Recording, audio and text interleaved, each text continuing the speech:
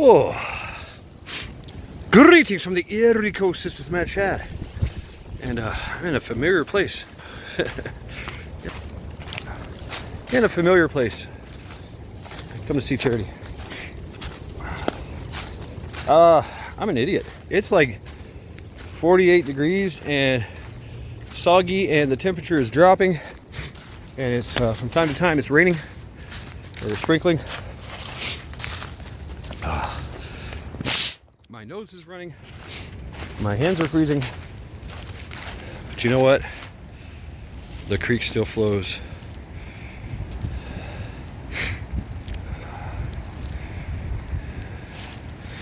Me and Charity's old stomping grounds. Yeah.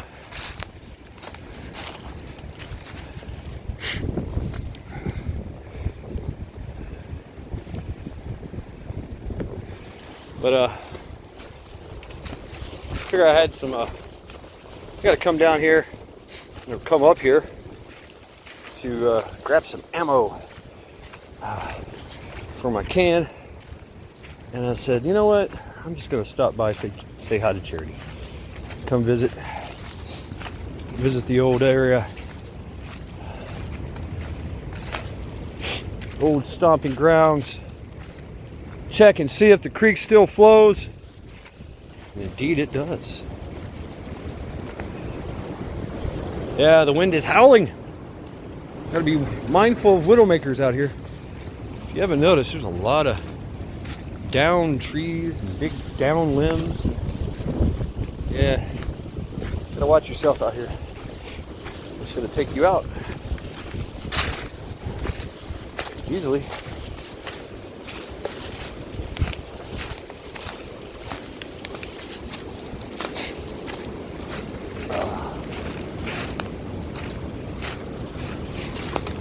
So yeah, it's Friday, and it's my day off. Yay, day off. I don't know how that happened, but I won the lottery at work. Yeah, the little house is keyhole house.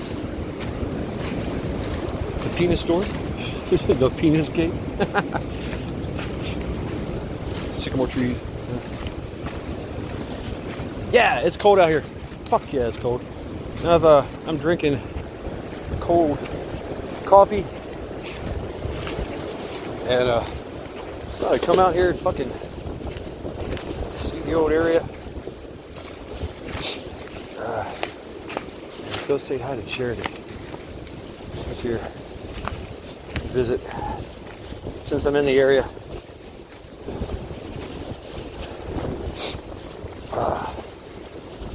Wow. Woo! Yep, it's freezing. That wind is brutal. The wind is brutal. Trying not to bust my ass on camera. Never a good day.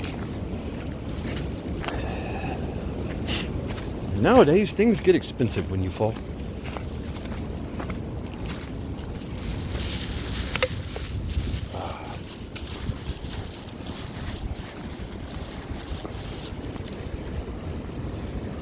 Yes, indeed, the creek still flows.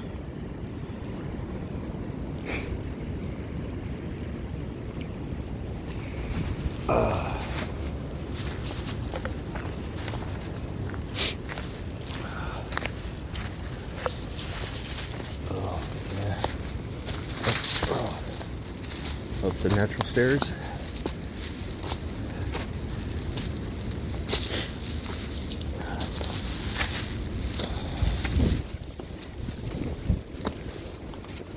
It's been very soggy and raining the past 2 or 3 days now.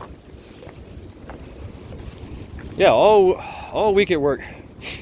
Most of the days at work, 50, 60 degrees. Majority of the snow is melted.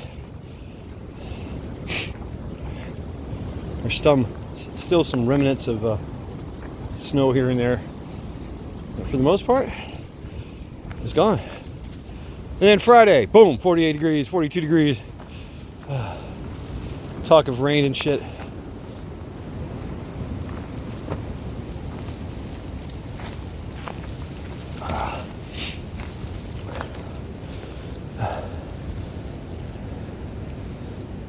Skull Charity. Thank you and love you.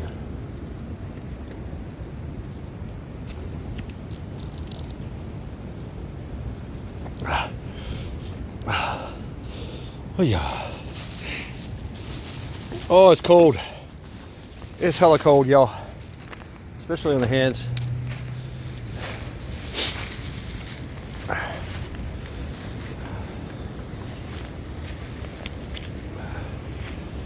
Undisturbed.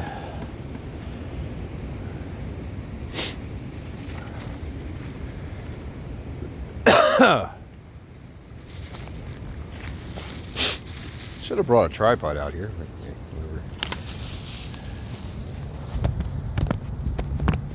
See if this works. Put you in a tree. Yeah.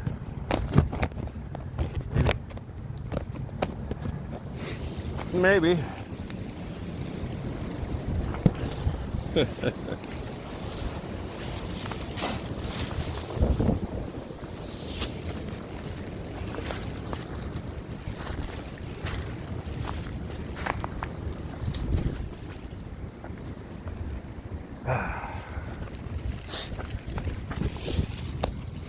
All right.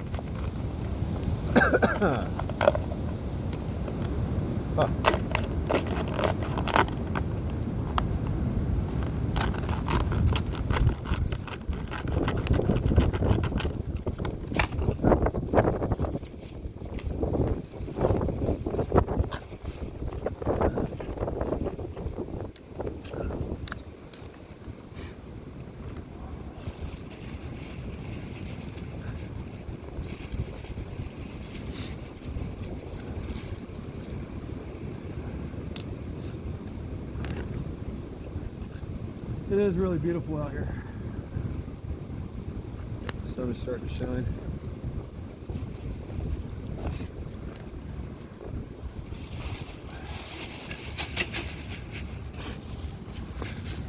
Oh.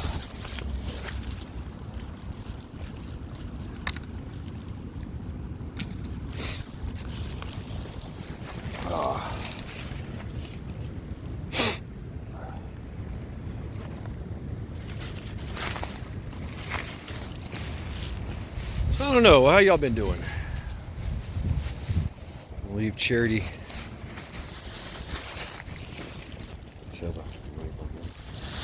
Love you, Charity. Sleep well. See you during the great hunt.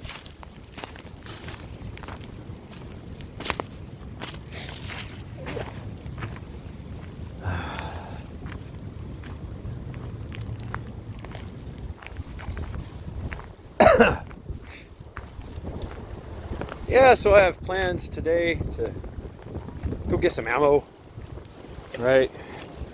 I don't know. That's about it. Just to top off more ammo for my can. Different variations, different grains, things of that nature. And then tomorrow I plan on testing it out. I don't know if I'm going to make a video about it. It appears that this phone does not like gunshots. It did not do well and I might have damaged the microphone doing this thing. So, I don't know. Hey, why you stab me in the face? So, yeah. I don't know. I guess I could get like a, put some tape over it or something. I don't know. Over the microphone. Just kind of let it do its thing. Try to help to protect it some. I don't know. We shall see. Maybe I'll set up the camera, make a video, have some success. I should. So I started this can journey, and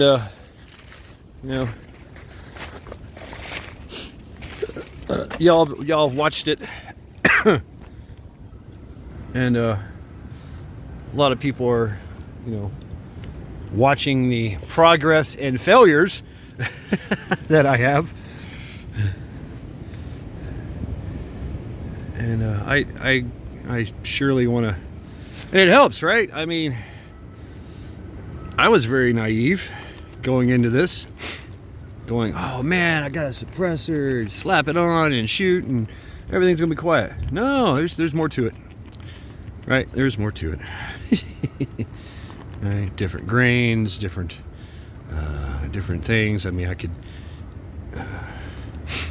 different modifications you can make to the gun, different just so many things, physics and mechanics and engineering. A lot of times we just figure, well, it's gonna work, and then when it doesn't, we're like perplexed. Start going through our it exposes our problem solving skills, or lack thereof. You're like, well, maybe I got a lot to learn here, and then you start learning things, and people start sharing. I mean, so many people have shared solutions and things. Shout out to Joe Morgan. I mean, shout out to Rip. Shout out to Lawfully Armed. Shout out to everybody that's helped me along this this suppressor journey.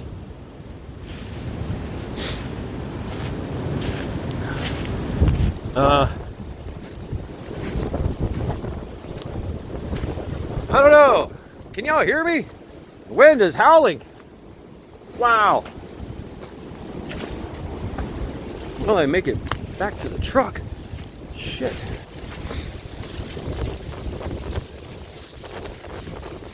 Thus, I have heard that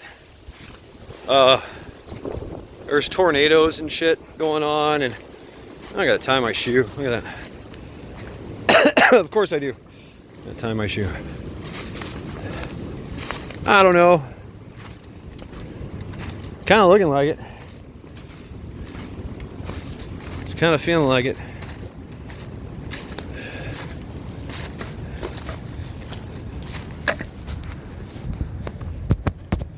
Huh.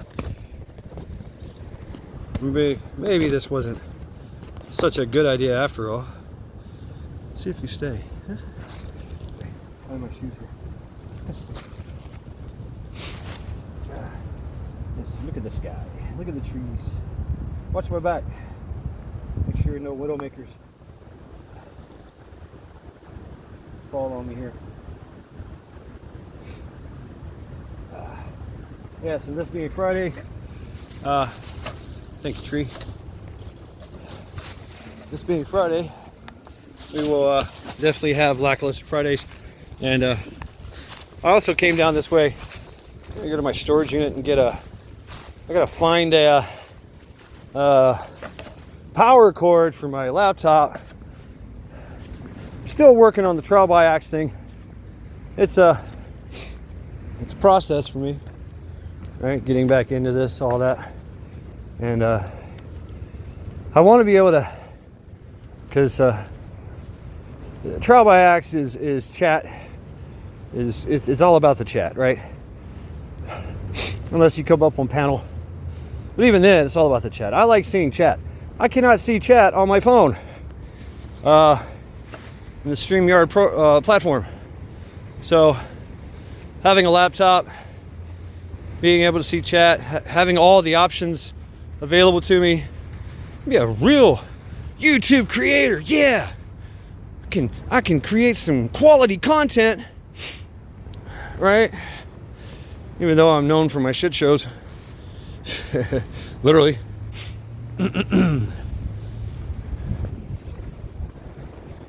See you, Charity. Love you, girl. But that's my plan. Is to do that. You would think that I would put the power cord with the fucking laptop like a normal person. I'm just not normal, right? And hastily just moving, throwing shit in bags and boxes and, you know, in the back of the truck and into a fucking storage unit and say, okay, great. There it is, done. Until you actually need something. And then you're like, well, fuck, I need this.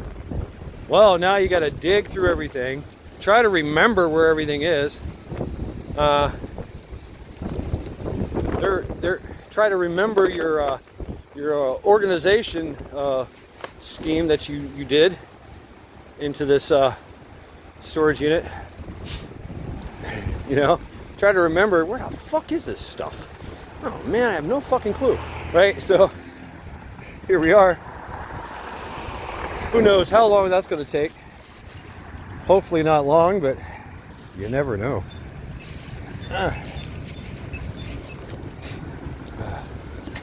Push butt for right. Push the butt. Oh, here we go. We're moving. We're walking briskly. 10 seconds. 9, 8, 7, 6, 5. Yay, we survived the crosswalk. The fuck?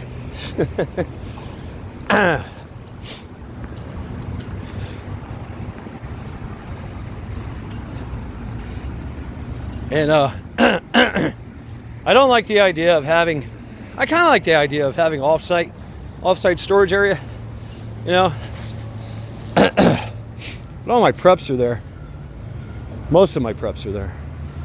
So it's having to prioritize what to put here, what to keep with me, what to keep off-site, you know, and you know, logistics, right? Logistics. How feasible is it for me to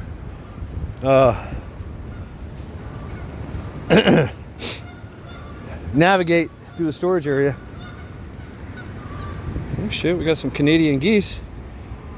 Looks like they're arguing with some mallard ducks.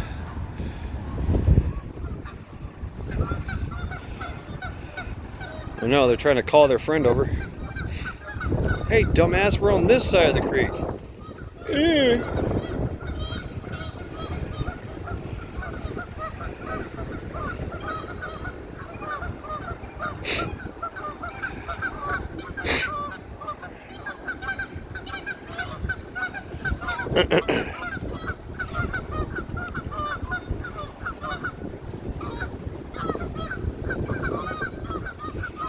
Okay. There you go. Canadian geese and their arguments.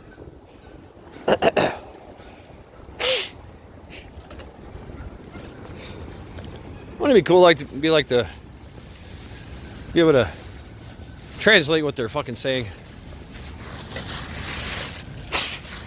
You know, as humans, we've developed a very complex communication skills throughout the many thousands of years that we've been in existence, you know, with each other and things of that nature. And a lot of it is organic, right? A lot of it it comes from people of your group, people of your tribe, people of your area, right?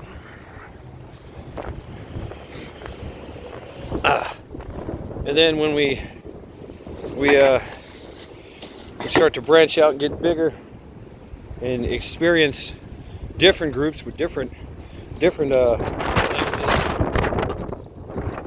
we're like, oh, we need some kind of standardization.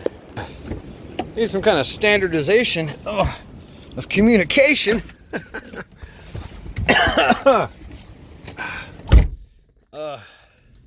So that we can all, like, interact with each other.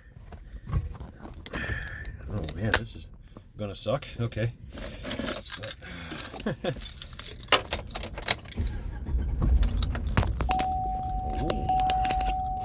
Come on.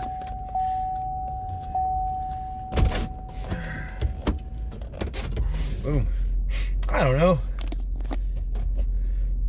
Things I think about. Things that I think about.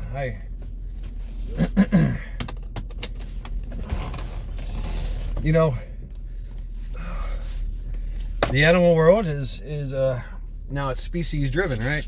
Each species has their own way of communicating with each other.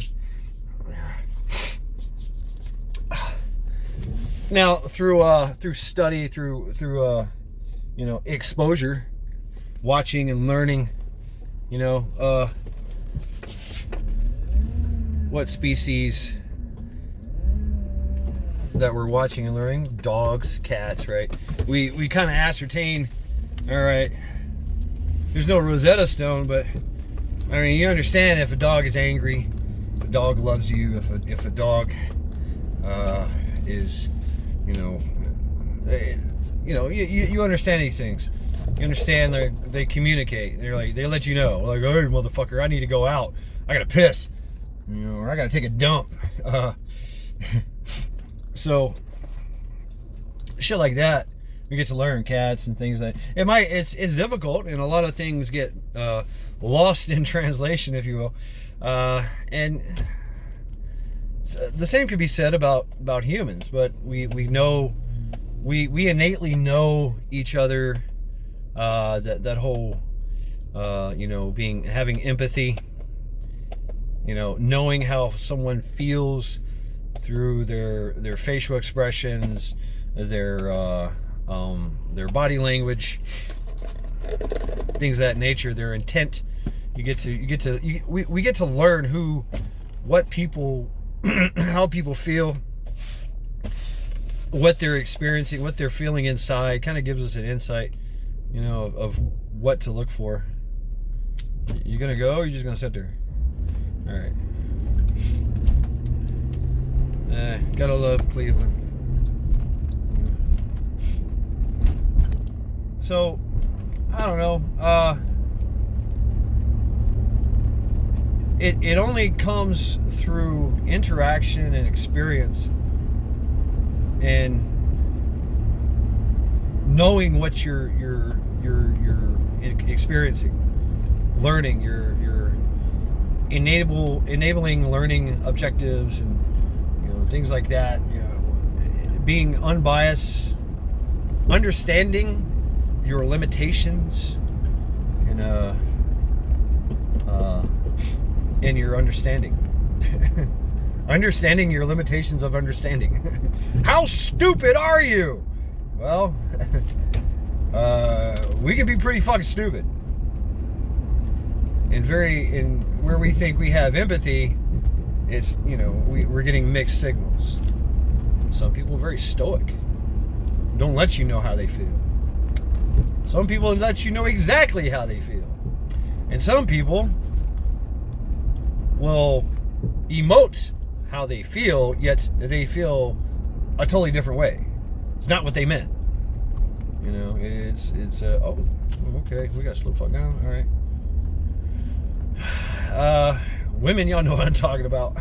I'm not picking on you women, but if a woman asks you, how do you really feel? Tell me what you really think. Don't tell her, because she don't want to know. I'm telling you. Lie. be complimentary, complimentary as fuck. What are you doing? What? There's no stop sign.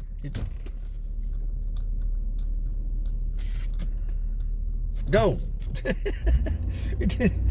People are, I don't know, maybe they're just very nice, but whatever. That's the other thing too, is how people are actually feeling, you know. Kind of, we are, as much as we think we're smart and intelligent, we're still ruled by emotions. We still are. We are still ruled by emotions in a lot of decision making that we have. It's part of the human condition. It really is. You know, so my strategy has always been and always has been to, if I'm going into a conflict with somebody or chess or something, is to fuck with them, to elicit a emotional response. If I can elicit an emotional response from that person, and I might have to work at it, it judges. I get to judge how emotional these people are. My adversary is, you know, whatever the case may be, right? You know, get in their head, right? That kind of shit. And if I can do that and influence their decision-making process through their emotions, sound familiar? Yeah, this tactic is used on us on a daily basis. Yeah, pull up social media. Used to be, you know, your TV and the news. Before that, it was newspaper and books. Before that, it was the town crier. Shit like that. Yeah, you gonna walk it out? Walk it out. Walk it out. I can turn. All right, let's go. Not run over the large furries that populate this area.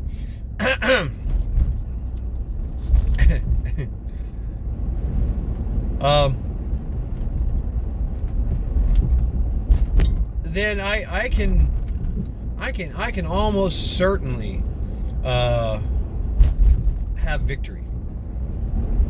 I mean, almost certainly. You know, Sun Tzu said it best. You know, those who can be led to their death, those who are willing to fight. You know, and you have to, you know, think about how he's saying it in the context.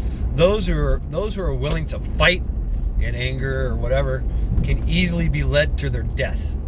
Many generals have made extremely rash decisions under emotions and paid dearly, you know, for those mistakes. It is. I mean, it's just the way it is. If something called emptiness and fullness. If I'm sitting on a hill, very tall hill, and I've got a nice area of operation, a nice observation area. I've got nice, beautiful fields of fire. I'm on a covered, hardened, concealed, covered, hardened position.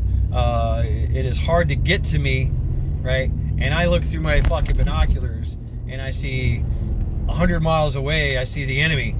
All right, I'm on top of a hill, and there's I don't know, say 50,000 of us, right? And the enemy, he is like 300,000, and he is running to get to me, running across open fields, running across vast distances. He is getting, and I might just go fuck with him. I might just send out some raiding parties. I might send out some harassment patrols. I might send out some people just to fuck with him, just to piss him off, right? Send out my spies, send out my saboteurs, and they just fuck with him. You know, steal his shit, burn his shit, you know, shoot a few people here and there and then run away and hide. You know, it's a very demoralizing kind of thing, right? To face an enemy like that. And they know where I'm at. I'm on the hill. And I'm well rested. We've got fire, we've got food, we got water, we've been drinking beer, we've been eating steak and shrimp, right? We're you know, we've got entertainment. People are just I've got plenty of ammo, I've got plenty of supplies and munitions. My guns are cleaned. They're in well-maintaining, well-working order. Meanwhile, this guy is the enemy is running through the muck and the mire, pushing everything he has. Horses are dying. People are breaking their bones, and falling down by the wayside to try to get to me. And I'm just sitting back like, this motherfucker don't quit. I mean, you gotta recognize that gets some attitude. But if he's just recklessly just coming at me, I'm just leading him right into a trap. By the time he gets to me, he's lost 150 men. And the rest are all extremely tired, frustrated, and ready to quit. It's here we are, well rested. We've been eating our fucking Wheaties. Everybody's got coffee, and we're ready to go. And meanwhile, he's depleted all his resources just to get to me. And through my harassment campaigns, I've been able to successfully piss him the fuck off, right? To the point where he will now stop at nothing to be led to his death, led to his defeat. So something has to be said about making decisions in a emotional state, right? Yeah, I mean, there's so many people that talk about that. Marcus Aurelius, one of the greatest, philosophers, I think, and especially in strategy, and just wow. I mean, can you dig it? Can you dig it? Try not to make those rash decisions, based on your emotions. And we see that's what exactly is happening, is especially with crime, violent crime, domestic violence, things of that nature are all crimes of passion, right? Something has to be said about crimes of passion, and it's the quiet man that says, you know what, I'm going to wait, and I'm going to bide my time. I'm going to devise a plan to exact that revenge, that vengeance. That's something different, right? That's making a plan and getting to it. But anyway, I don't know why I got on this tangent. I gotta go. Thank you very much for hanging out with me with The Creek Still Flows. I am at the gun store. I'm gonna go check out some ammo. Until later on tonight, Skull. Wait, you're still here? You want to hear more? All right. Okay. Cool. What were we talking about? I don't know. A little truck talk. Creek Still Flows to the truck talk. All right. Let's go. It appears that things are getting a little windy. How about we talk about war? Yes, war. War! War! Right? War. So, what happens to a country in war? If it's a war of, not on our shores, all wars are taxing. All wars are costly, right? It costs money to run a war. It does. To wage war costs a lot of money, a lot of resources, a lot of lives, right? And everyone suffers. Even if you win, what is the cost of winning? That's something that I often wonder. Yeah, we won this war, but how much did it cost us? How much did it put us back? War on terror, war on drugs. Oh, I hear sirens. Let's see what happens. And it does appear, I can't say for certain that we're going to war, right?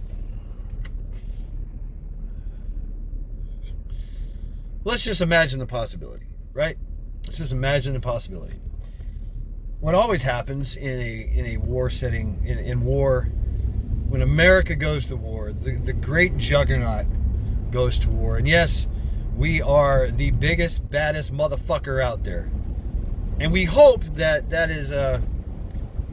that our might is tempered with discernment and morals and ethics and values that make America great. But they're not. Oh, I'm in the wrong end. Oh no, I made a wrong turn in Albuquerque. Shit. Thank you. Thank you.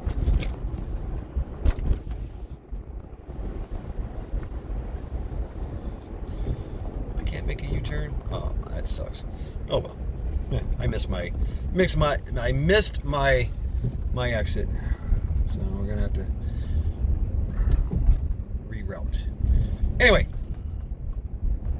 you look at the wars of lore, the wars that we had, World War I, World War II, things like that.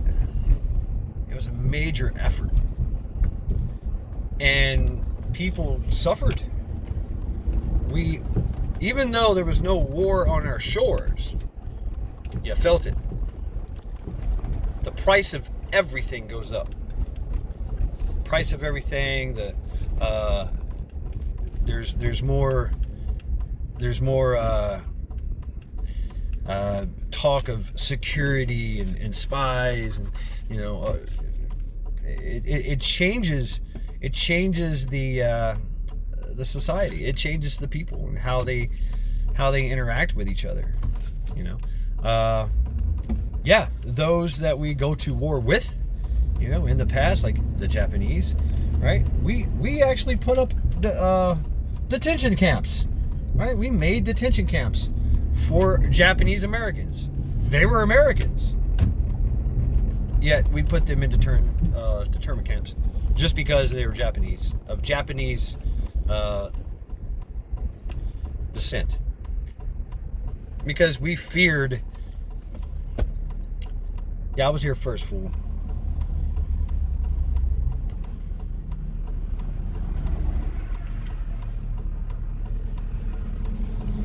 Because we feared, some type of spies or saboteurs or something like that from that type of, population that we were going to war with. Which there were Japanese that actually fought. Japanese Americans, right? Americans first, that's the thing. They were considered Americans. They considered themselves Americans that did fight in the war. So there were Germans that fought. German Americans, which 70% of America is German descent. One way or the other. Fought in the wars against Germany. So, we didn't put them in internment camps, did we? I don't know. Definitely expect to see that.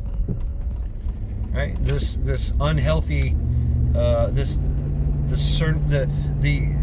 eye, like, who are you? That's always the case when you go to war with a nationality that is not, another country, is you start to look at that ethnic group and go, well, they're all a threat, even though they've been living peacefully here for 250 years.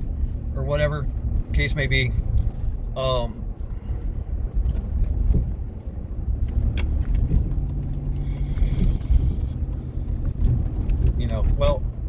we gotta look at them with an eye of suspicion, and adjust accordingly.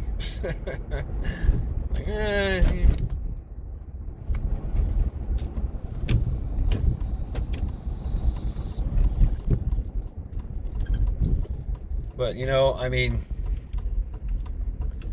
idiot.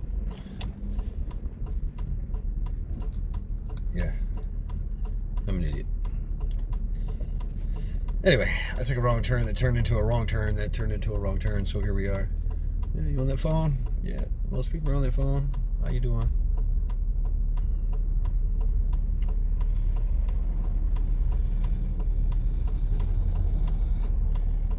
So yeah, there's going to be that suspicion, that suspicion of other people that are not American, or they are American. They just have that ethnicity, that nationality of the people that we're going to war against, right? Or conflict or things of that nature.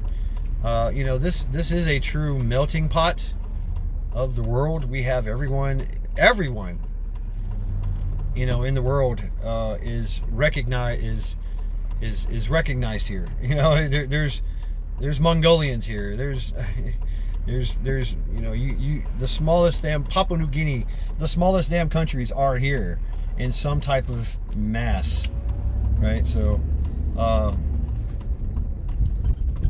with families, that go back generations that have lived here, right? They might own a store or a restaurant near you that you've been doing business with for 10, 15 years.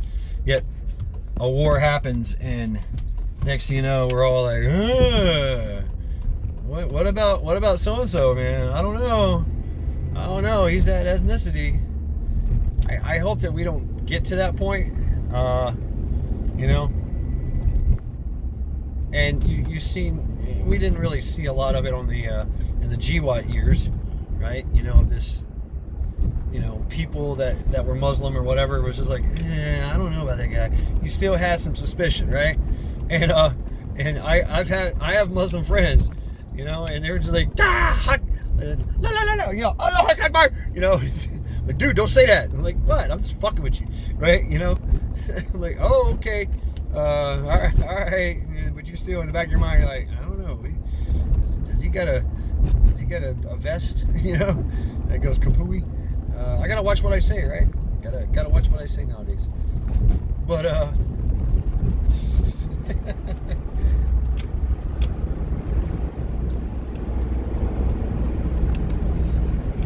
especially on this platform. Yeah. But I mean, is it really?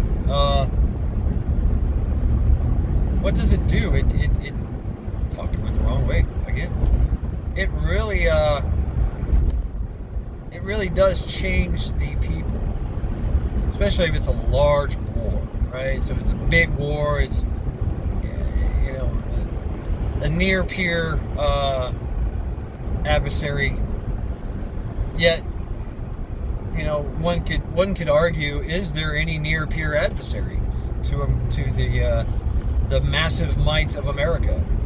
What we can field a lot of troops. But we also augmentate that with technology and integration and things of that nature. So it's the military might of America is something that the history of the world has never seen since Genghis Khan or the Romans. It surpasses them. We could essentially take over the world. We could.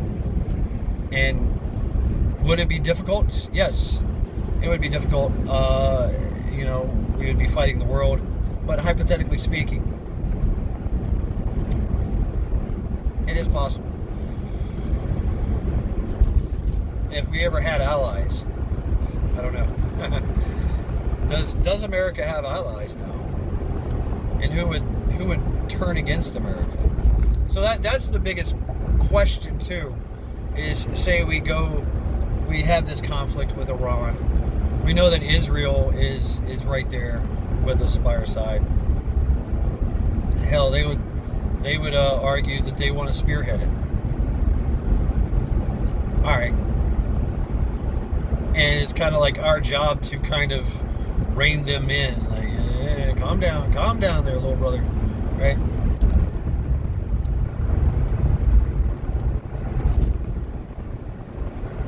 But I also remember about 4 or 5 years ago, a certain general, and I say this without without names, because it could be hearsay. It could be here and there. It could be nothing. It could be everything. So that way I skirt the algorithms, I guess. But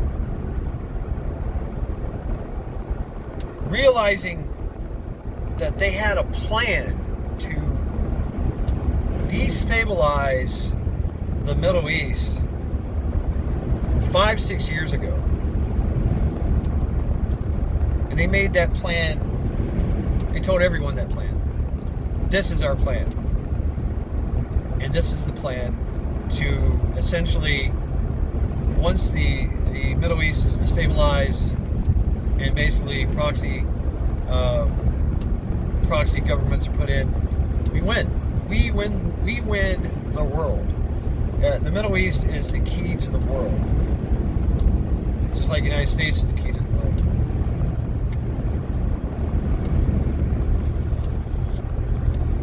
The United States is the monkey wrench in the axis of evil, if you will, that want to take over the world, military, whatever. There is no one stopping China except for us. That's it. I mean, yeah, China's a paper tiger, sure, but it's a really big paper tiger.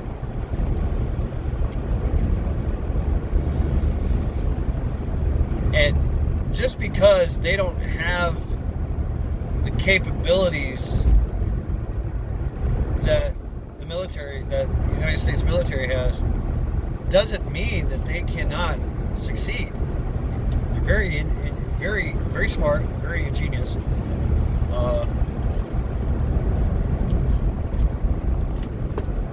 They're not afraid to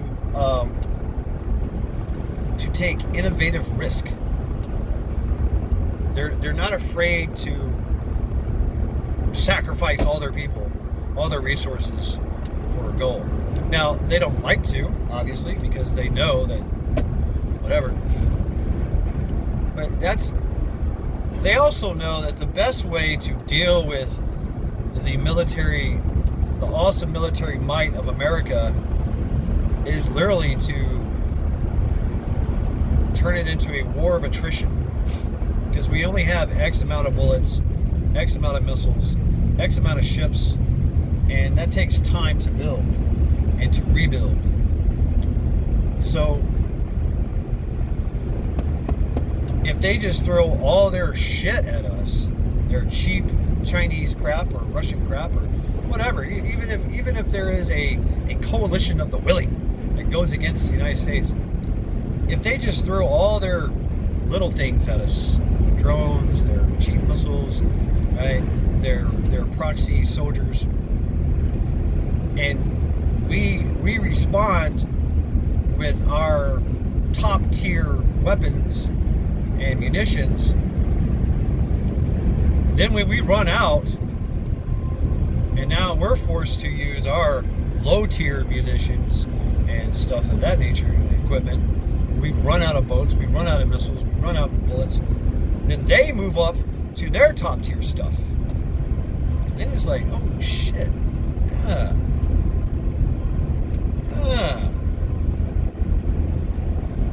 It's kind of doing the rope-a-dope, so to speak, if you will. Maybe it works. Maybe they get knocked out. Because there's always that final solution option, right? The mutual assured destruction. MAD. We might just get mad on them. That's it. Boom. You are now glass. You are now, your country is now a parking lot. Japan's back there going, told you. You shouldn't touch their boats. So, I mean,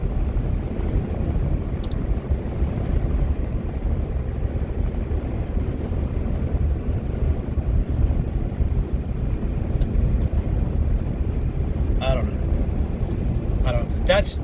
It is dangerous, and what would happen then, because we kept the fight off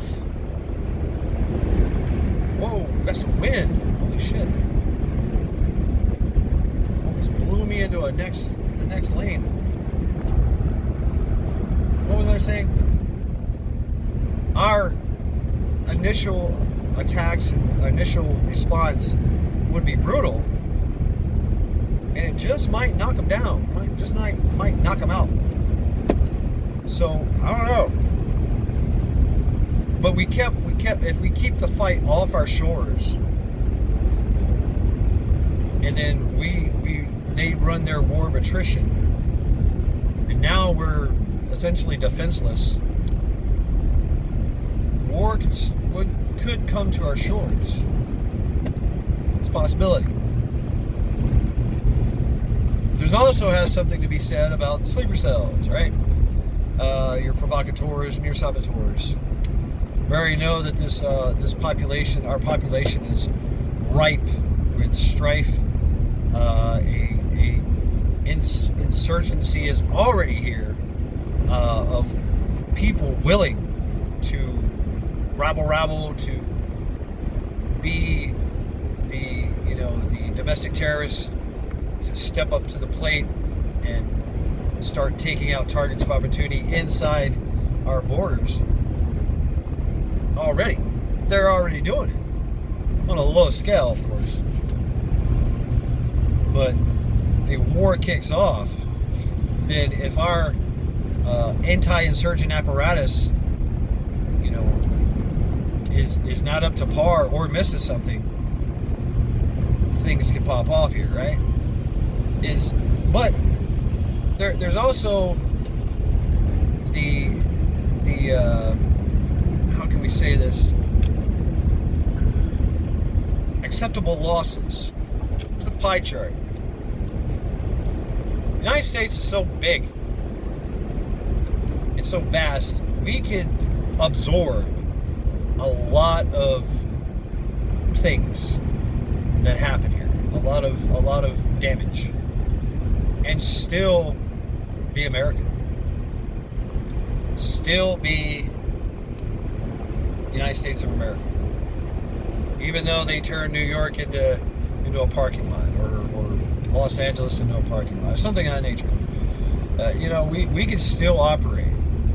We have hardened structures and bunkers and things hidden, in plain sight that, hell, our population could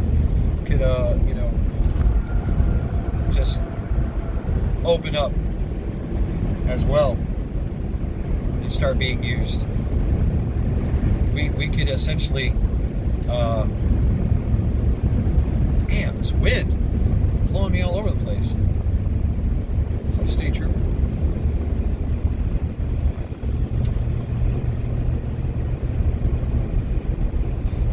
We don't think I'm drunk. Like, dude, you got like 50-mile-an-hour gusts throwing me all over the place. What the fuck? I wouldn't see that happening anytime soon, though.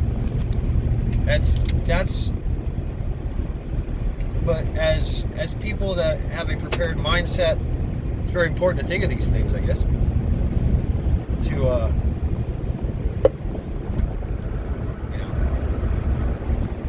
hypothesize, war game. What would be the biggest threat? Well, look at your demographics, look at your area, look at where you live. What is the major threat? I've always had the assumption that the biggest threat would be social unrest or financial instability. Things are tight. Wartime, things are tight. There's no gas because it's all being thrown in the war effort. There might be no food because that's all going to the war effort. Will there still be gas? Will there still be food? Yeah. We'll still have power. We'll still have all the necessary essentials needed to survive. Would it be an economic collapse though? It's a possibility, right? But the war effort also, it does suck up a lot of resources. it also makes a lot of resources, right? Like money. It creates a lot of jobs, a lot of wealth, especially if they're if people are. Oh, there it is. Got it. Nailed it, Governor. You know, people get richer in wartime while the majority of the people get poorer in hard times and things of that nature. So navigating that world during a war, I don't know. I'm trying to say it, but I'm not trying to say it a certain way. You know what I'm saying? No, you don't. Because I don't know. I don't even know what the fuck I'm saying. Right? Could we survive? Yes. But it's not going to be something like what Ukraine faces. It's not going to be something like we have this shelter. We do. We have this buffer zone. These two oceans on the other side of us. We have a very cold land mass above us, which is also a threat but we have allies. Canada is our ally. That's cool. Oh, where's this gun store? Service stability? What? Brunhilde, what are you telling me? Service stabilities and things like that. Okay. Yeah, I'm getting close. All right, cool.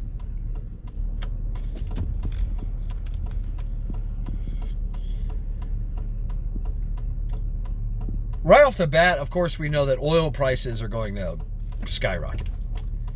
Right? Nobody's going to want to travel and produce oil, to transport oil in a war setting. The oil tankers get seized, they get exploded, things like that. War doesn't care about the environment, so the environment's going to suffer. Ukraine was the once infertile breadbasket of the world, is now a fucking toxic wasteland. It really is. It's a toxic wasteland. And it's going to continue to be that way for years to come. So, going the right way. I don't know if I passed it. I hope I didn't. We're relatively sheltered and lucky in that aspect to be America, because we have this natural buffer. We can see them coming a mile away. Found it. It's right here. Boom. Oh yeah.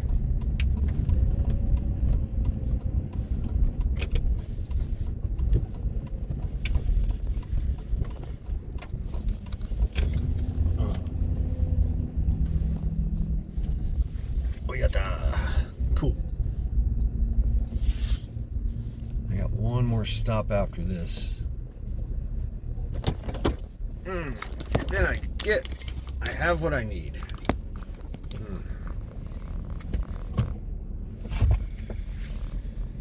So I think that, if I had my crystal ball, which sometimes I do, I think that we'll be fine. Things will be tight. Things will be financially tight. We probably have to worry about a lot more crime because of financial, instability, and the sleeper cells and the tangos, the tango threats. It might be an issue, of course. So taking our security into our own hands, will be essential. And with that being said, I'm gonna stop this, pause for a minute, and maybe I'll come back. I'm sure I will, and we'll talk later. Okay, well, yeah, so I'm back. You know, you gotta love a good gun shop, and have a great. You know what? It's therapy for men. It really is. It's therapy for men. It's an expensive hobby, but I was successful. I've got some S&B Cellar Relay, S&B subsonic 9mm. Got a box of that stuff. I hear that's really good stuff. 147 grain. Anyway, what were we talking about? Oh, war.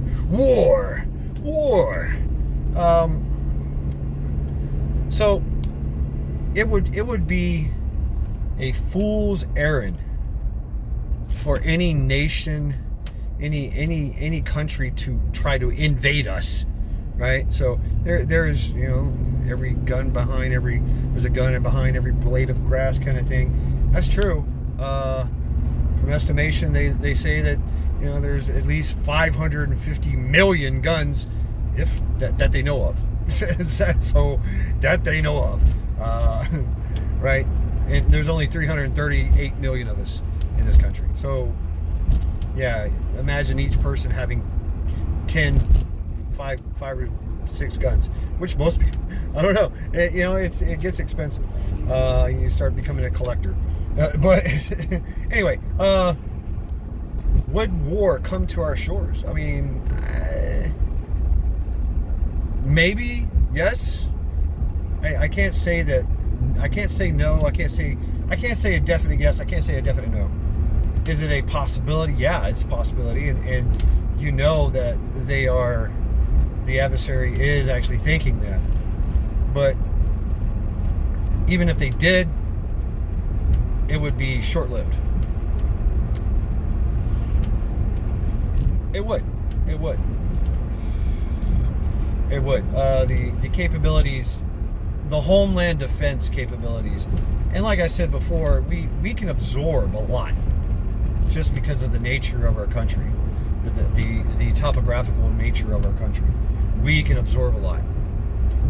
Would it change our way of life? Sure, yes. Like I said, war changes everything. War changes, you know, it changes the society. You know, you become a war fighting. Now, what we have to be careful of, though, is, you know, trading in safety and security for freedom. There's a balance. There is a definite balance, right? A lot of things we might have to sacrifice because things just might get a little crazy here in the confines of our own nation. It might get a little crazy. We still know that subversion is a thing, and we are literally living through subversion. And the biggest thing that they have is that massive buildup of subversive, useful idiots that are willing to get out here and do stupid shit, right, en masse, and they're recruiting more and more as it carries on. So,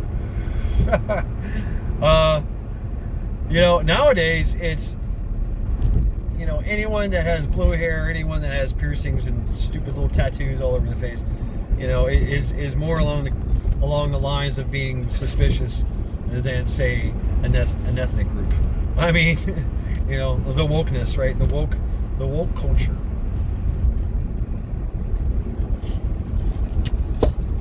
Which, oddly enough, is not a lot, really. But it's not just the youth, right? It's just not this generation alpha or generation, whatever the fucking generation they name us. I think I'm Gen Z, you know, I know I'm Gen X, right? Am I Gen X? Yeah, I think I'm Gen X, right? You know, Gen X, Y, Z, whatever, and Generation Alpha 1. I don't know, whatever. Fuck. It's not just them. It's the older people behind it too. You've seen with this No Kings protest that just came up nationwide. It was a majority of geriatrics, right? People who drive Subarus and have 401ks, you know, maybe retirees, you know, rich liberals, people that actually went to Woodstock, perhaps, you know. So it's not just the younger crowd, right? You're looking at a demographic of people that span many generations, that believe in this that have this virus, this parasite inside them, that, you know, this revolution, this Marxist communist parasite that is festering and feeding, you know, on the population of useful idiots, because that's exactly what they are, useful idiots. While the rest of us, the majority of hardworking, you know, patriots and Americans, constitutionalists, whatever you want to call us, right? People that just, you know, we believe in freedom, and we just want to be left alone, and, you know, we just don't understand. I do, but most of us just don't understand what the fuck is going on. What's Subversion 101? And it starts with that population and the recruitment of those people, right? And getting them organized. See, they're organized, and that's how it starts. That's how that starts to ramp up. You know, the dissension and the subversion works. It's magic through the social medias, through the entertainment industries. You know, they create their bubbles, and they start to recruit, and more people are recruited, and more people are brainwashed, literally brainwashed. And it is. And then it just, the numbers grow until they have a large enough force, even though they don't outnumber us, a large enough force to exact change in our society, which we are already starting to see this. You know, throughout the COVIDs is when everything really started to ramp up, right? We've seen a lot more subversion, a lot more Marxist bullshit happening in our government, in our AGs, and yeah, they have huge money backings. You know, the Soroses and all the rest of the EOs, I call them, the elite occultist. Oh, and funny how all that's being validated, right? All that is being validated. Well, damn. Not to say I was right or anything, but I was. And I'm not the first one. So, you know, not only have they been telling us for, I don't know, centuries of what their plan is, you know, there's been countless whistleblowers and conspiracy theorists that have been, you know, silenced or dismissed as crazy. And, well, yeah, you got to be a little crazy, because it's a crazy world. It literally is a crazy fucking world. What they want, what they have planned for this world, and us especially, is evil, diabolical, and ongoing. Right? The whole Epstein, the Epstein fund. Jeffrey! Oh, Jeffrey, you're such a bad boy, Jeffrey. You know, the files, let's call them the files. You know, that's just because we found that out, we're like, oh, good, that's been come to light. No, it's still going. It's still ongoing. These people are still out there, and they're operating with impunity, with no, still doing their evil unchecked. They just hide. They hide and do their thing. You know, one of these days I'll talk about their Terra Mar. That's the new thing. That was Jizz's Jizz's and El Jefe's Jeffrey. That was their religion of the island, was Terramar, which basically says that, their statement is everything the water touches is theirs, is their kingdom. Yeah. Anyway, the Terramar kingdom. But anyway, and yes, yeah, it was all about the beef jerky, and the it was definitely a blackmail op, for very, very powerful people. In every aspect of industry, from the pharmaceutical to the military to the financial world, you name it. Every big shot that is in those fields is in those files. doing crimes against humanity. Yeah, through doing crimes against humanity. And it's true. That's the fucking thing. It's, hate to tell you, but I was right. I mean, that was the whole thing behind Trial by Axe. I forgot to get the fucking cord. Anyway, it's too late now. Yeah. But maybe I was going to say I'll go to Radio Shack and get a cord, but no, they don't exist anymore, do they? But anyway, there is evil in this world, and war is just a small part of their plan. A small part. It sets the stage for other things, for other tyrannical moves. I mean, let's face it. It's every little conflict, every little crisis plays to their hand. More and more freedoms are lost on the guise of safety and security. I mean, that's that balance. That's that balance. How far do you go? Do you want dangerous freedom, or do you want tyrannical safety and security? Just saying. Just asking the question. Yet, time and time again, I see both sides calling for the same thing. We need to do something about this situation. We need to do something. The government needs to do something. Well, I mean, it's really not the government's job. And if you give them the job, if you tell them, okay, you please handle that, they'll fuck it up. They always do, and it's not in our benefit. It's not in our favor. What did Reagan say? The worst words you can hear is, "I'm from the government and I'm here to help." Show me one time that they've helped. Actually helped. I want my government to keep my streets clean, keep my borders secure, and keep the hell out of my business. Figuratively and literally. Yet there is so many restrictions and regulations and fines and fees for things in a business that is just, it's borderline not feasible nowadays. I mean, the taxes alone will run most people off from that endeavor,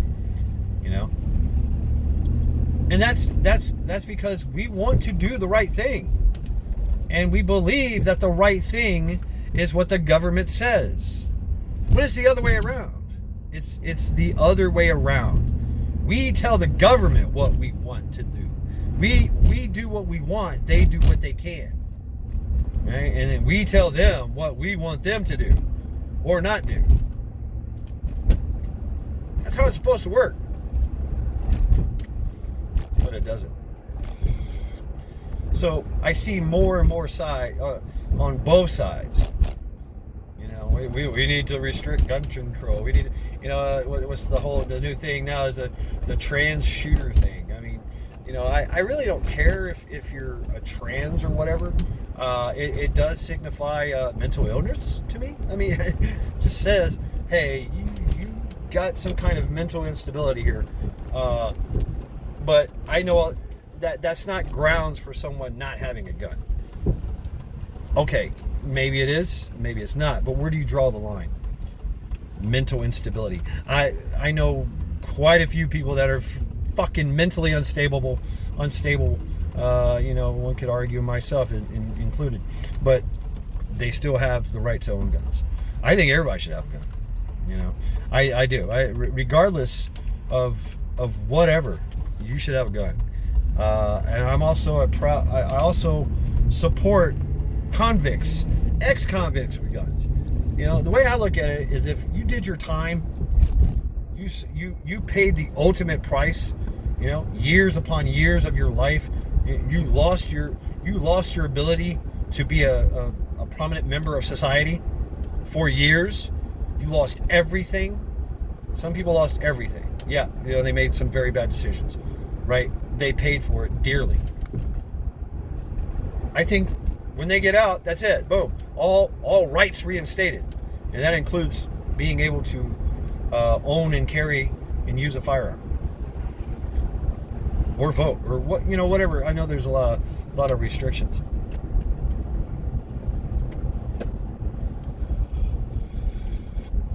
But the whole gun thing. Everybody's like, well, what was I talking about? Trans shooters. Oh, maybe they shouldn't have guns. Well, how many people identify as trans? I mean, that's the thing. You've got closet trans. You've got different varieties of trans. I mean, so what the fuck? I mean, where do you draw the line? This latest one got everybody shutting the fuck up because apparently he was a white supreme pizza of the German flavor transgender biker. I mean, what? Yeah. And it was basically a domestic dispute, really, against his own family members, which is very sad. It's extreme major mental illness. But somebody should have been there with a gun to stop him at a hockey game. Yes, there is way too many restrictions. And, everybody's wondering, oh, well, it'll turn into the wild, wild west if you allow everybody to carry guns in these restricted areas. No, it doesn't. There's a lot of areas that allow people to carry guns, and it doesn't turn into the wild, wild west. If anything, it creates a polite area and safe area, because nobody's going to fuck around, because they'll find out real quick, right? So, you ever been to a gun show? Nobody's shooting anybody. There's guns everywhere. Everybody's got access to guns and ammunition. And carry guns. I mean, whatever. It's... We have this gun culture in this world, in this country, that I'm extremely proud of. Yet we've allowed so many restrictions to stifle our freedoms that it's actually starting to hurt and cost lives. Really, a lot of these mass shootings could have been stopped easily and quickly, right? If not a deterrent, knowing that, okay, there are no soft targets, because that's what these cowards do, is they go for a soft target. They go into a gun-free zone. They go in there and they start, creating havoc in a gun-free zone, because nobody has the ways and means to stop them. Like, they are in charge. They have all the power, and of course they get power drunk from it. That whole mentality. It's, mental illness still recognizes force. I'm just saying.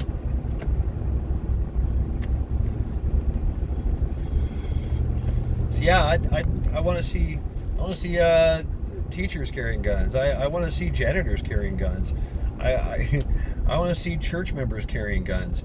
I want to see guns in the DMV. I want to see people being able to carry guns in their in the courtroom. Yeah, well, maybe not. Okay, but certain areas, I guess it's okay to restrict guns. Guns on an airplane. There'd be a lot less hijackers. But I don't know. It's a little. I mean, you could argue the fact that okay, maybe guns on airplanes are probably a bad idea because putting a hole in the fuselage could, be very detrimental to everyone. So I guess there could be some restrictions that I'm okay with, just because it makes sense,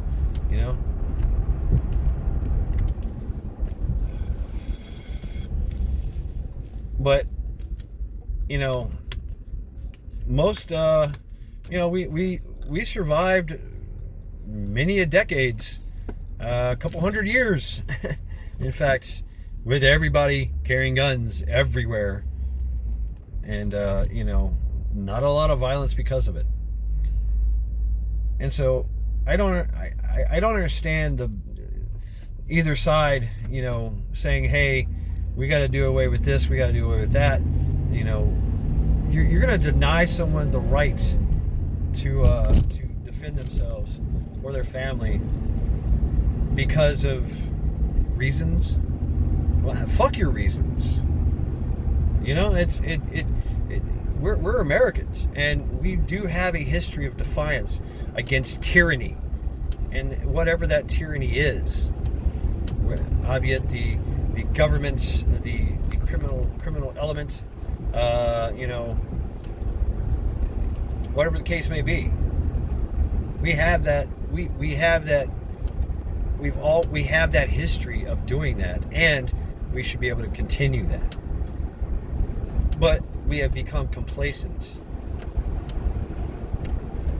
very complacent, and such is the way of a peaceful society. A peaceful, enlightened society is that we become complacent. We become content.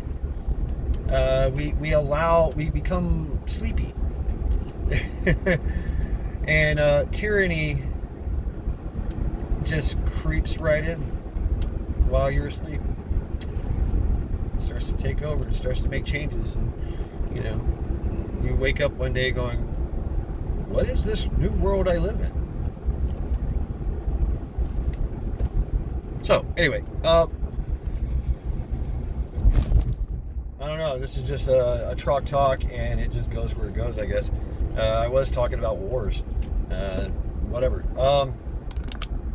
So I'm gonna leave it here. I'm gonna leave it there, and we'll get back to you with some lackluster Fridays later on tonight, and hope everybody is doing well. And I say don't worry too much, but always be prepared, right? Continue to train, continue to prep, because we all know it's a mad world out there. Hey, shout out to Rip Curl for that one. Right? This is Matt Shad. Skull.